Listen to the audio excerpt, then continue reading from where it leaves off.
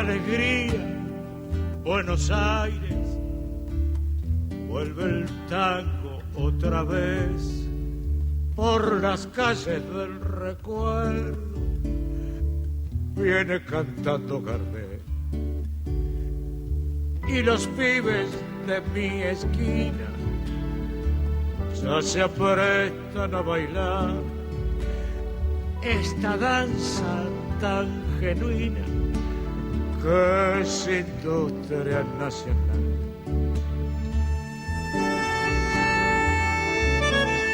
Nueva York, 1925.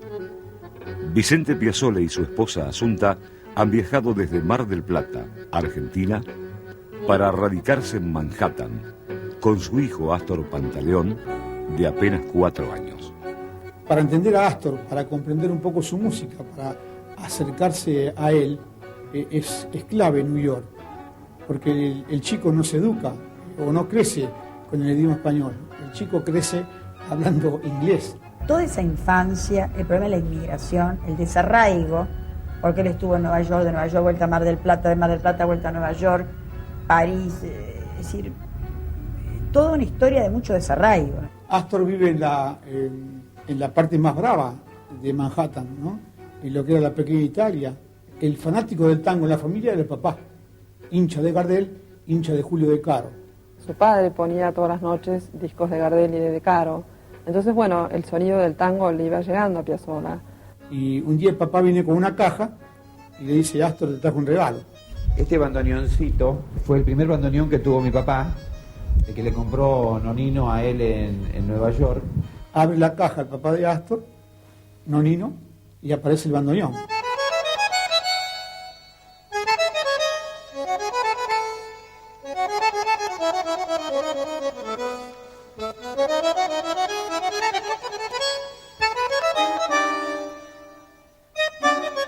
Le tenía bronca a este instrumento porque lo hacía, se daba cuenta de que mi abuelo cuando escuchaba tango lloraba.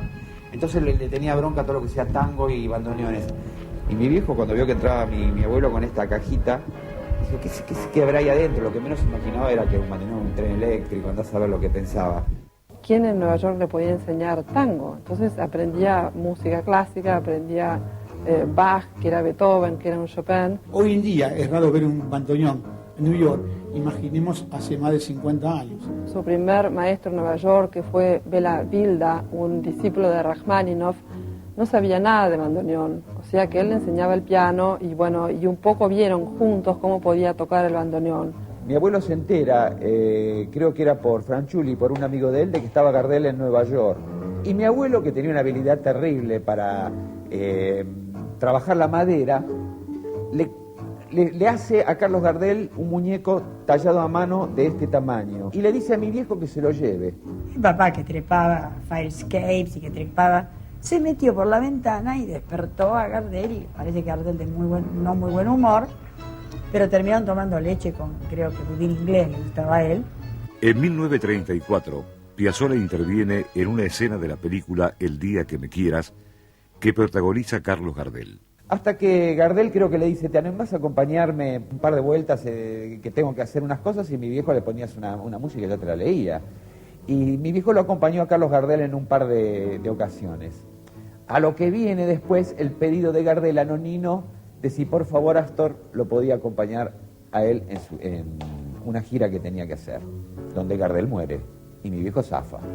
Saber de la tragedia de Medellín, no sé, hay muchas versiones con respecto a eso. Lo único que puedo decir es que yo estaba muy cerca de él porque 2 semanas antes de morirse Gardel, yo recibía un telegrama en Nueva York donde él me ofrecía acompañarlo en la gira. Por suerte no lo hice por un problema de familia y no ocurrió esto de esa manera. Piazzolla tiene 16 años cuando vuelve a Mar del Plata en 1937. Se dio cuenta que Mar del Plata mucho no podía avanzar. Entonces un amigo de su padre, Mario Sassiain, lo trajo en auto a Buenos Aires. Él se fue a vivir a una pensión con uno de sus primeros maestros, que era el Libero Paoloni. Sus primeros trabajos son como bandoneonistas de orquestas muy menores, que no han hecho historia en el tango, ¿no? Pero que Francisco Laudo es una de ellas. Creo que con esa orquesta debuta. Una vez, estando en el Café Germinal, se acercó Hugo Baralis, quien era violinista de la orquesta de Troilo y había sido violinista del sexteto del Vino Bardaro. Hablaron de música, se hicieron compinches, amigos, y cuando un viernes faltó el Toto Rodríguez porque estaba enfermo, entonces Baralis le dijo a Troilo, pero ¿por qué no lo probaste al pibe? Con Troilo, Piazzolla entra en contacto definitivo con el tango, no solo con su música, sino con su mundo y sus costumbres.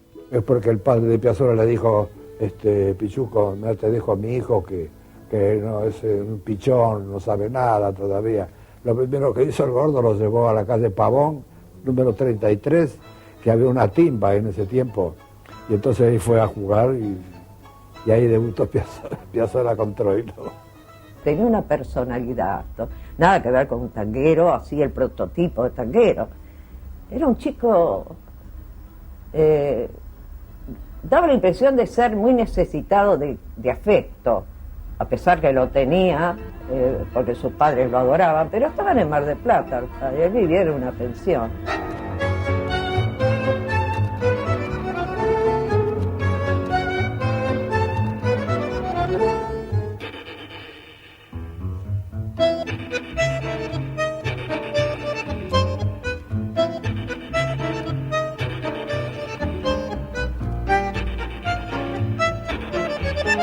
En los próximos bloques, Astor Piazzolla, los primeros años.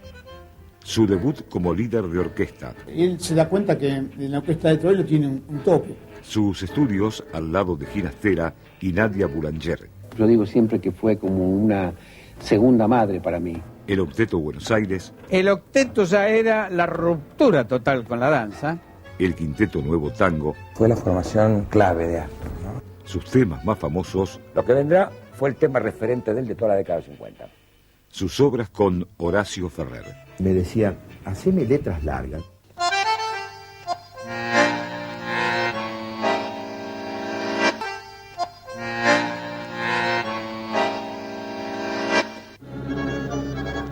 Entre 1939 y 1944, Astor Piazzolla integra las filas de la orquesta de Aníbal Troilo. Es bandoneonista y a su vez arreglador. Astor hacía los arreglos de la orquesta de Troilo, ¿no? Y él siempre me decía, el gordo sabía muy bien lo que quería. Y cuando él me daba una indicación, dice, cuando yo hacía un arreglo y él me lo corregía, me decía, no, Astorcito, cambiale esto, sacale aquello, poné aquello. Yo aprendí muchísimo de ese Astor, porque era un artista, era Troilo, ¿qué te parece, no? Él estudiaba y aplicaba los conocimientos. Quería saber cómo sonaba, todo eso que había en los arreglos. Entonces, claro, cuando le dijo a Troilo, yo le hago los arreglos. Bueno, él pibe, hacerlo. Y dice, pero ahí me estás convirtiendo la orquesta en una orquesta sinfónica, eso no puede ser. Claro, Astor incluyó el cello en la orquesta de Troilo. Me di cuenta que mucha gente escuchaba esos arreglos míos y no les causaba ninguna gracia, porque lamentablemente en la Argentina se puede cambiar todo menos el tango. Él se da cuenta que en la orquesta de Troilo tiene un tope. Podrá ser el segundo bandoneón, podrá ser el arreglador, pero siempre iba a estar bajo la capa de Troilo, ¿no? Me llamó la mamá de Pichuco, que me dijo, vea señora, lo que le va a hacer Astor a mi hijo, eso no está bien, es un ingrato, porque deja la orquesta de mi hijo. La señora no es un ingrato. Su hijo antes tocaba con otra gente. Compréndalo, Astor. Astor tiene una necesidad de aplicar todo en un conjunto de él. Y de pronto aparece la oportunidad de acompañar a Fiorentino. Se lanza como solista y lo lleva a Astor como director de su orquesta. Fiorentino se fue de la orquesta del Gordo y quiso formar la orquesta le dijo, bueno, Piazzolla, Hugo, forman una orquesta ustedes para grabar. Hablan de la orquesta del 46 de Astor, pero Astor tuvo otra orquesta, que es la de Francisco Fiorentino, porque era la orquesta de Astor, está bien, se llamaba Orquesta Francisco Fiorentino, pero ahí Astor ya empezó a meter todo lo de él. Hola viejo, te habla Piazzolla. A la 1 en la primera entrada te estrenamos el tango. Atento, buena suerte, ¿eh?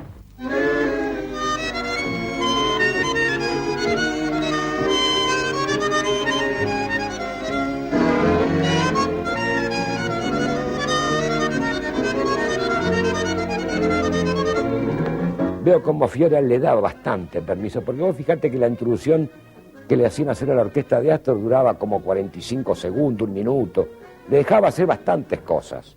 Ya Piazzolla en el año 44 ya apuntaba a ser lo que fue, ¿no? 2 años después, Piazzolla funda una orquesta que lleva su nombre. Y la orquesta del año 46, la primera orquesta que tuvo mi viejo, donde ahí nadie lo limitaba, hacía sus propios arreglos sin límites de nada, eran unos arreglos alucinantes, con unas variaciones de bandoneón que eran impresionantes. Yo hoy en día escucho eso y me emociono. Tenía una influencia muy fuerte de Troilo y además tenía una estructura que era la de la orquesta típica, que no fue en definitiva donde Piazzolla encuentra su vuelta compositiva, digamos. Era una orquesta típica, evolucionada para la época, pero era una orquesta que era para bailarines.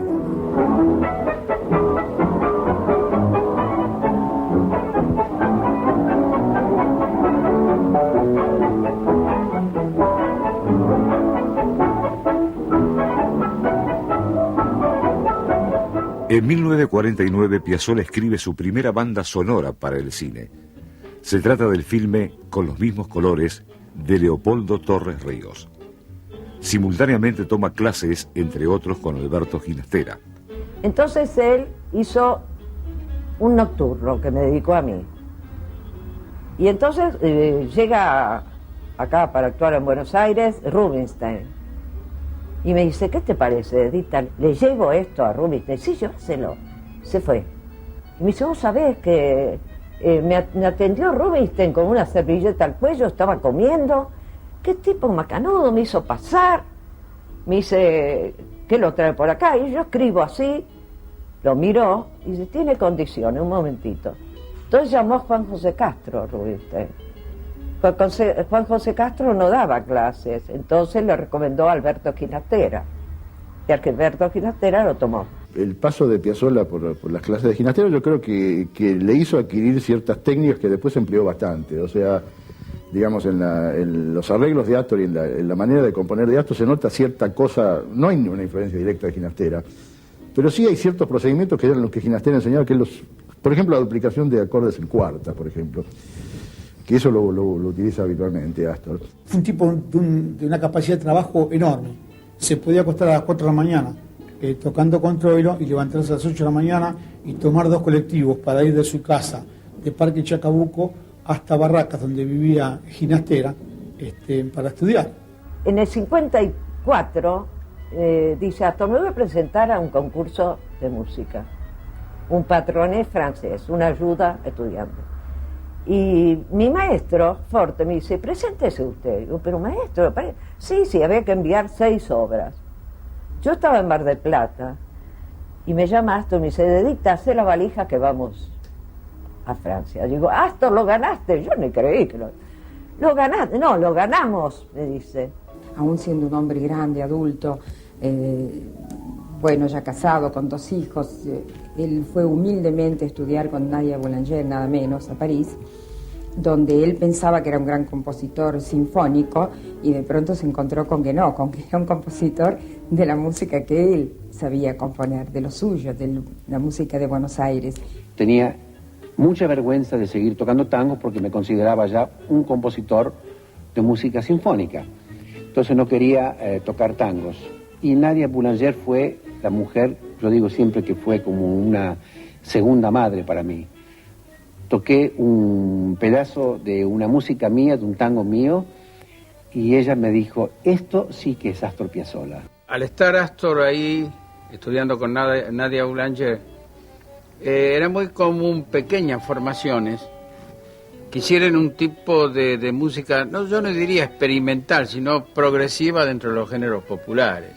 Había estado impactado por la música que hacía Jerry Mulligan con un conjunto en París, donde todos los músicos se divertían y había mucho swing en el escenario. Dijo, esto no es como los músicos de tango, que lo hacen de una forma tan solemne que parece que estuvieran en un entierro. Y mandando cartas desde allí, le propuso la inquietud de formar un octeto, que estaría formado por, según él, que mandó 2 violines, cello, contrabajo, guitarra eléctrica, piano y bajo.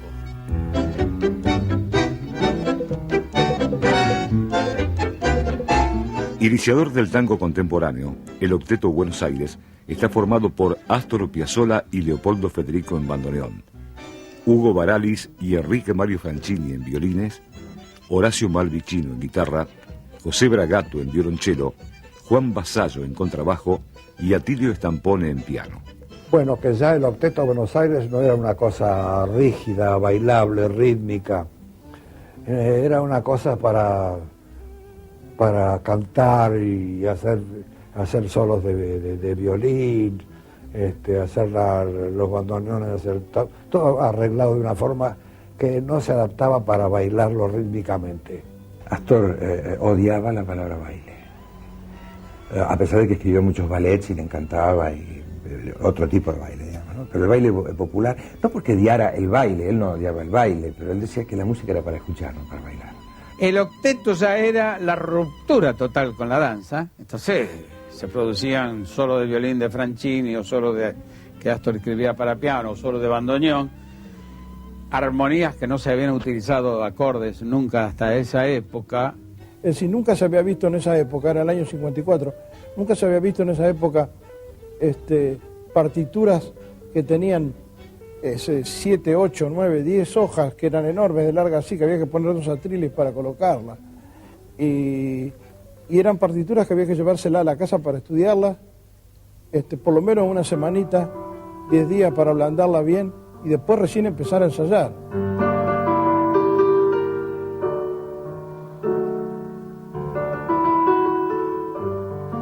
A partir de los temas de Troilo, bueno, plantear propuestas como...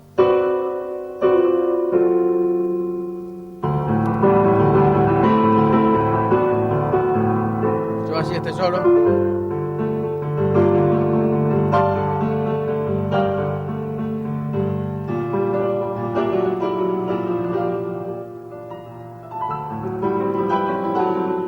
Si vos escuchás los discos del octeto, vas a escuchar que los últimos 32 compases, por lo general, el último coro del grupo, la guitarra improvisa de una manera, pero es una especie de obra de jazz. El corte del tango nuevo es totalmente distinto a lo que fue el tango hasta hoy. O sea que hay un cambio armónico, un cambio rítmico, es mucho más excitante. En una palabra, el tango es música, sobre todas las cosas, y que no pierda en absoluto su esencia. Él me daba las bases de los acordes sobre los que tenía que tocar y yo improvisaba. Tratando siempre, inclusive, de dispararle un poco a la frase jazzística de la improvisación y tratar de improvisar en la rítmica que él usaba, que era ese 3-3-2, ese típico ese estilo. Sobre eso tratábamos de improvisar y crear una forma diferente de improvisación. Es decir, algo que te llevara más a la calle Corrientes y no a Broadway.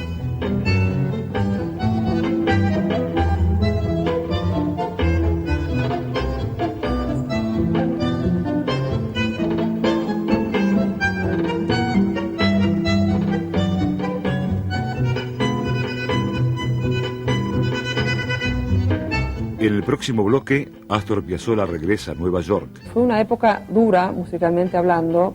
Además, funda su famoso quinteto. El quinteto fue el conjunto que él más trabajó.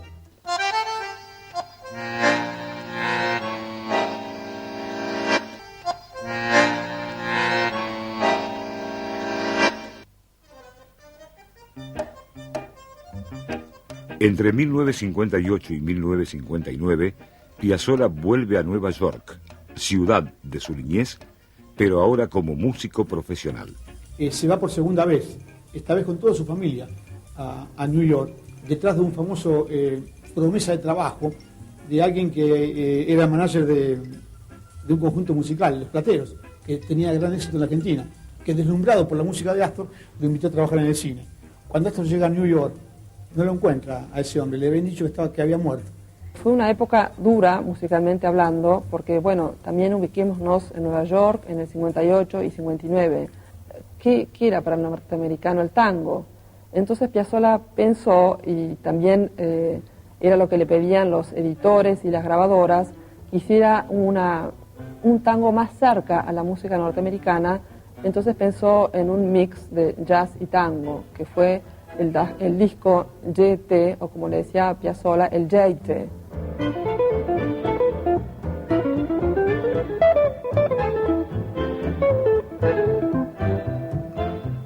A mí me parece que la música de Astor en realidad, y aunque esta parezca una paradoja, la mayor influencia que tiene es de la música de jazz, sobre todo de Charlie Parker. Por supuesto, un hombre que vivió muchos años en Estados Unidos, a él le gustaba mucho el jazz. Una pieza de Astor como 3 minutos con la realidad, si le sacamos el ritmo de tango, el fraseo de arriba es absolutamente parkeriano. Hay un solo que escribió para Jaime Gossis que parece un solo de Parker, directamente. Lo vincula Piazzolla con el jazz, no habría que vincularlo por un parentesco técnico, sino por cierta atmósfera, cierto temperamento que quiso conservar de esos músicos que había visto improvisar y que le transmitían tanta calentura. A su regreso de Nueva York, Piazzolla forma su primer quinteto.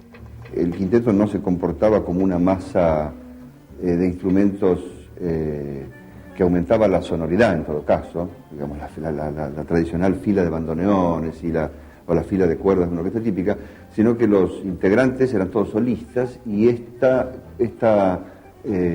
situación le daba al quinteto una posibilidad como de música de cámara. El quinteto fue el conjunto que él más trabajó, por eso es el que tal vez él logró mayor afinidad y mayor acercamiento con sus músicos. Bravo.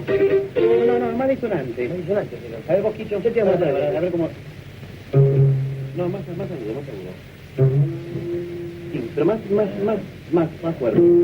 Ahí está. A mí me parece que el quinteto fue la formación clave de Astor, ¿no? El quinteto, porque el quinteto le permitía elaborar, pero también le permitía la libertad de la improvisación. Y el quinteto representaba, el quinteto es la síntesis perfecta de lo que es el pensamiento de Astor. El quinteto de Astor había que tener una especie, digamos, de audacia muy especial, era un solista uno. Ahí no había otro violín para echarle la culpa. Por favor, lárguemelo a Piazzolla, aunque sea en paracaídas, que todavía tiene que ensayar. Sí, por eso no se preocupe, ya están ensayando aquí arriba. Escuche.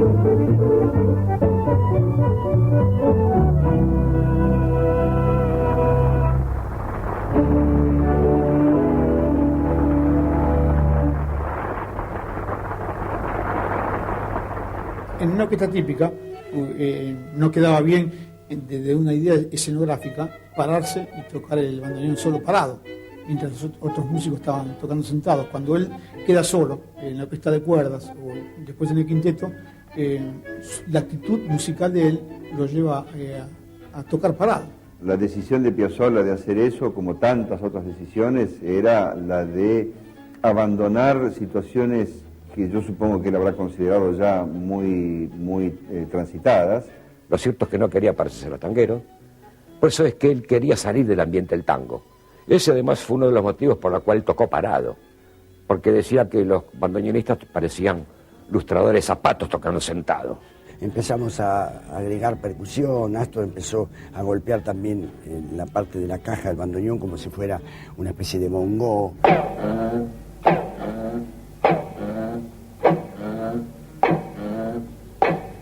Y nosotros también fuimos agregando algunos golpecitos. Yo empecé a agregar un poquito con el anillo, que yo en broma digo tiene que ser para violinistas casados. Y bueno, y eso también aquí detrás, que esto ya se usaba, que se le pone chicharra, se le escribe, ¿no?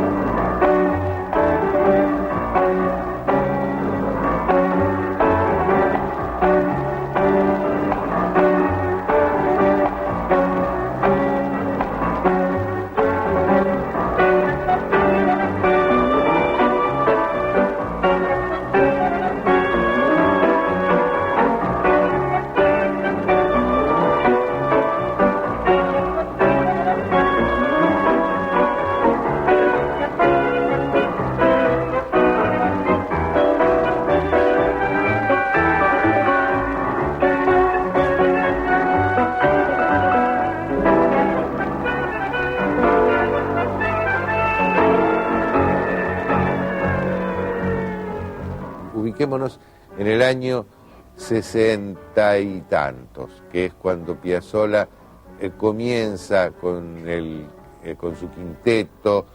En aquellos años salió a romper el fuego y aparecía en cuanto programa había y se peleaba con todo el mundo. Yo creo que eso influyó en entusiasmar a mucha gente, esa personalidad revolucionaria que tomó Piazzolla. Y tenía una característica, que no era un tipo que se callaba la boca. Si vos ayer habías dicho algo de él, te paraba en la calle y directamente, sin preguntarte nada, te tiraba una trompada y te preguntaba por qué habías hablado mal de él. Parecía agresivo, se veía agresivo, porque él lo que hacía era defenderse, porque lo agredían tanto. Acá lo combatieron mucho los músicos de tango, pero los mediocres, que en cualquier profesión existen, en muchísima mayor proporción que los talentosos, claro. Lógicamente hay mucha gente que recién ahora está entendiendo el repertorio que yo escribí y toqué hace 20 años. Siempre dijeron Piazzolla está 20 años adelantados y yo creía que estaban locos. Estaba adelantado 40 años al resto de la música popular del mundo entero. Todavía hoy vos ponés música de Astor de esa época y es muy moderna, todavía hoy.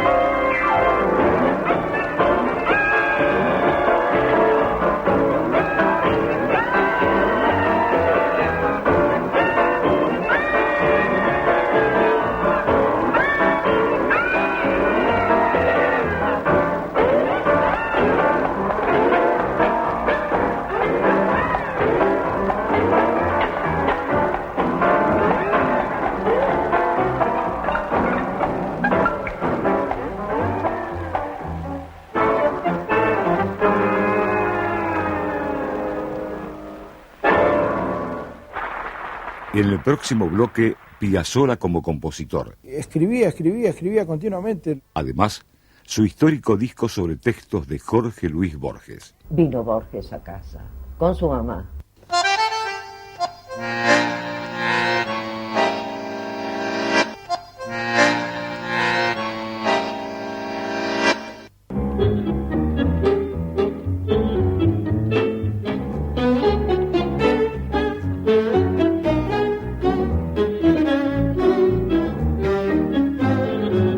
Para lucirse, Contrabajeando, Lo que vendrá, Prepárense, Triunfal.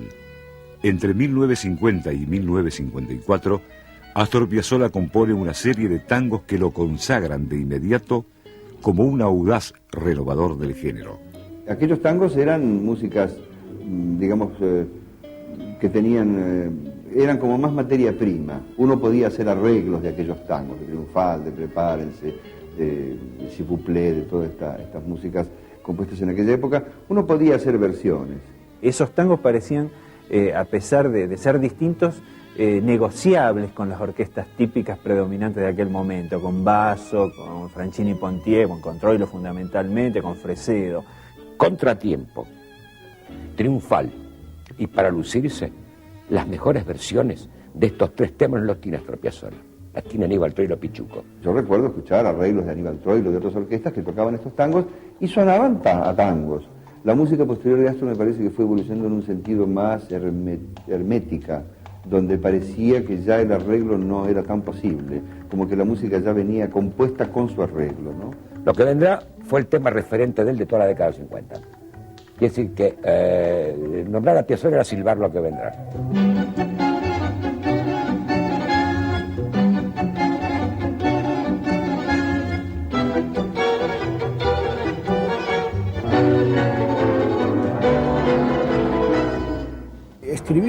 Escribía continuamente.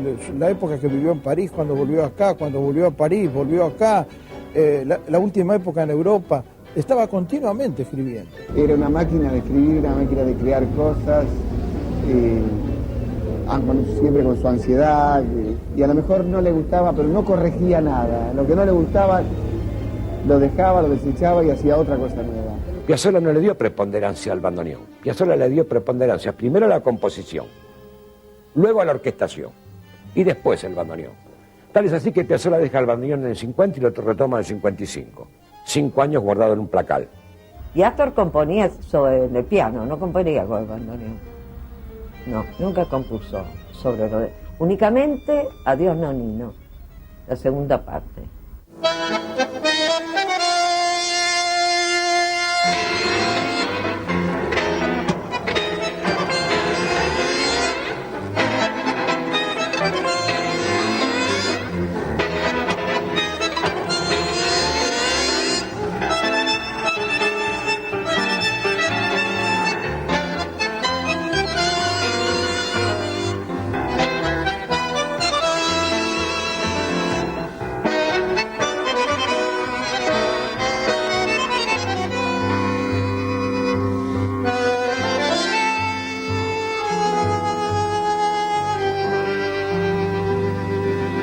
Es un himno al amor, es un himno a la memoria de mi papá, don Vicente Piazzolla. Mi papá falleció en el 59 y lo hice cuando él no estaba ya, y fue un momento muy especial porque siempre he tratado de escribir quizás otros Adiós Nonino y no han salido. Yo Adiós Nonino lo he tocado miles de veces, no sé cuándo, qué sé yo cuántas veces. Miles de veces, porque eso es el único tema que jamás pudimos dejar de tocar, Adiós Nonino. Esto la gente, no había forma, la gente empezaba a pedir Adiós Nonino, había que tocar Adiós Nonino. Lo he tocado miles de veces. Cuando Astor empezaba a tocar él, cuando ya en el tema principal, a mí nunca se me dejó de poner la piel de gallina, nunca, ni una vez.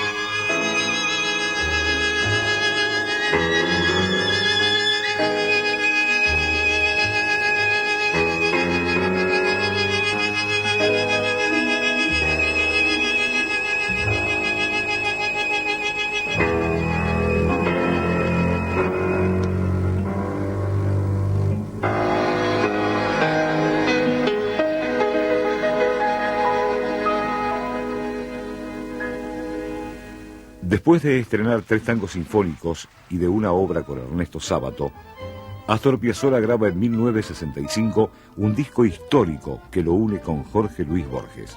Astor me hacía cantar a mí. Astor tocaba y yo cantaba. Dice, no, Dedita, hacelo, porque es la única manera que Borges escuche cómo es esto. Y él nos contaba que Borges iba a la casa, ¿no? Entonces, o Astor no sé si lo iría a buscar o lo mandaría un remiso, qué sé yo. Borges ya estaba casi ciego en esa época. Y vino Borges a casa, con su mamá, un encanto. Astor tocaba en el piano los temas, y los que eran cantados, la mujer de Astor, la primera mujer de Astor, ¿no? La madre de los hijos, de Wolf, le cantaba los temas. Y Borges lloraba. Y después dijo, es buenísimo esto, me encanta, qué sé yo. Astor quedó encantado, pero cuando se fue, bien bromista Astor me dice, che, qué mal cantás, que lo hiciste llorar al viejo. No sé si fue en Valvanera, en una noche lejana, que alguien dejó caer el nombre de un tal Jacinto Chiclana. Y bueno, estábamos grabando, me acuerdo un día, y Borges siempre venía a las sesiones de grabación, él venía, se sentaba en el control, sentadito con su carita inmutable, esa mirada perdida que tenía de ciego, casi ciego, con su bastón entre las piernas, así, con las manos apoyadas, se sentaba y se quedaba horas quietito, no decía una palabra. Edmundo Rivero era muy coqueto, no quería ponerse anteojos, entonces yo, en la oreja de Edmundo Rivero, despacito, le pasaba las letras. Vamos a escuchar lo que en definitiva después fue la última toma, Rivero incluido, claro, ¿no? Y entonces Astor de golpe no aguantó más y dice, dígame, Borges, ¿qué le parece? Lo escucha todo. Dice, sí, pero me gustaba mucho más como lo hacía la chica, dice. La chica era yo. Oscar López Ruiz se caía al suelo, dice. Sí, empiezo. Cuando usted quiera. Sí. Alusión a una sombra de 1890 y tantos. Nada, solo el cuchillo de Muraña. Solo en la tarde gris la historia trunca. No sé por qué en las tardes me acompaña este asesino que no he visto nunca. En el próximo bloque, Piazzolla empieza a componer con Horacio Ferrer. Horacio traía un pedazo de letra, una cuarteta, un pedazo de letra. Además, se estrena la ópera María de Buenos Aires. Era una cosa tremendamente extraña.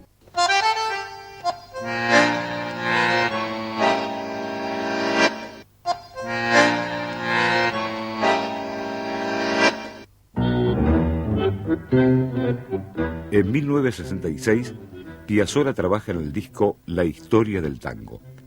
Al lado de sus propias composiciones, se trata de un proyecto menos rupturista. Admiro mucho a los compositores, en este caso los compositores viejos como Gobián, Joaquín Mora, a los hermanos de Caro, a Bardi. Admiro mucho a Horacio Salgán, las composiciones de Pedro Laurens, Aníbal Troy lo mismo, y muy pocos otros.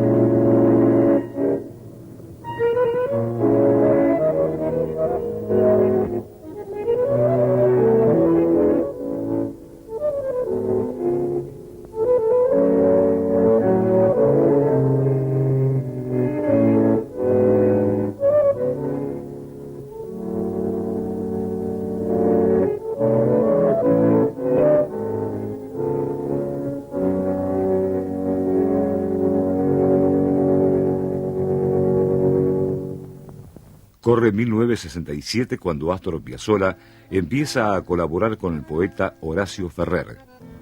Su primer proyecto es la ópera tanguera María de Buenos Aires.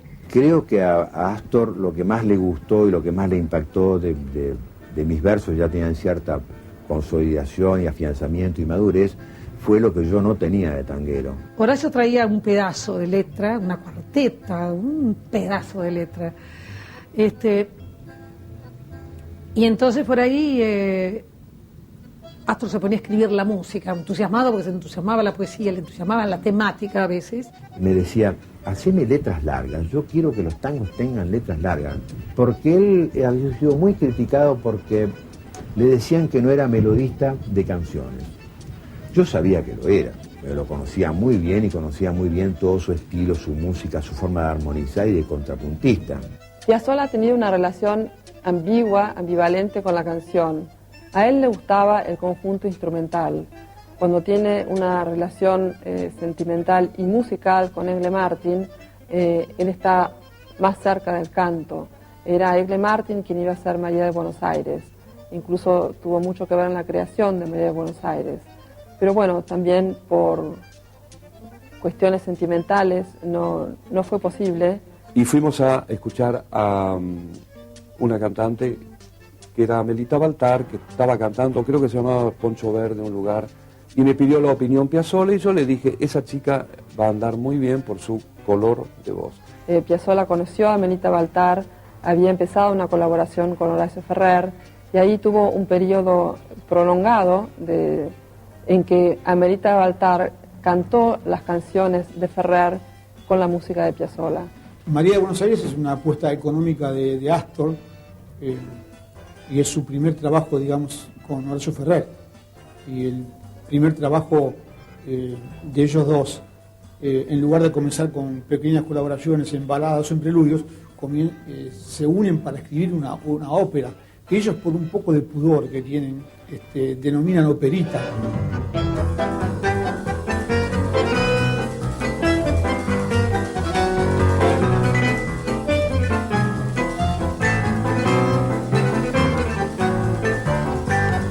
María de Buenos Aires se estrena en vivo con la actuación de dos cantantes, Amelita Baltar y Héctor de Rosas. Era una cosa tremendamente extraña escuchar. Yo ya había cantado con orquesta que El Tiempo, ¿no? Pero después acá Poco tiempo después de María de Buenos Aires, ya varios meses después de habernos conocido, es que empieza un festejo y un romance de Piazzolla, por parte de Piazzolla hacia mí.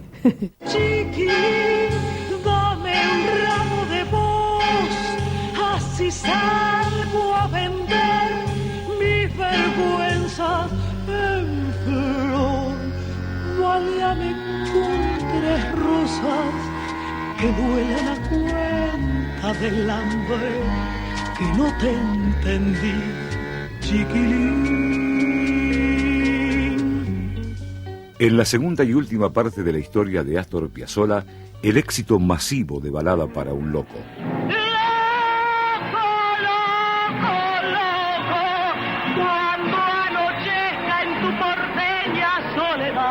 Los años 70 en Italia y Francia.